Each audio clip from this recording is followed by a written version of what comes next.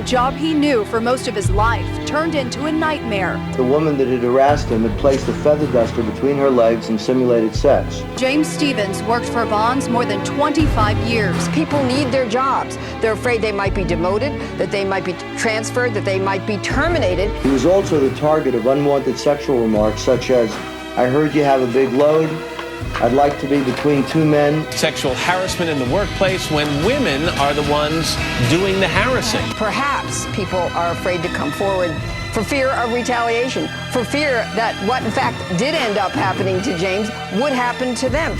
Major verdict this afternoon in a huge sexual harassment lawsuit against the Vaughn's supermarket chain.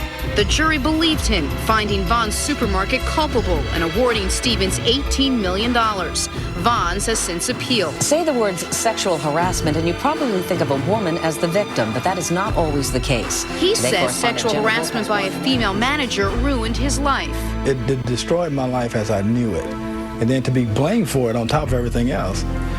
I thought once or twice about taking some pills. The sexual harassment itself would not have been James was offended, he was hurt by it, that's why he went and complained. But really what ruined his life, what really had a huge impact on him, his family and everything else, was being terminated, losing his job, losing his livelihood. That's what crushed him. I felt really bad for him because that was his job, like that was his career. You know, he dabbled in other things and he had his own personal ventures, but that was the solid way that he provided for us. He always had, in my eyes, the utmost integrity. He was very determined.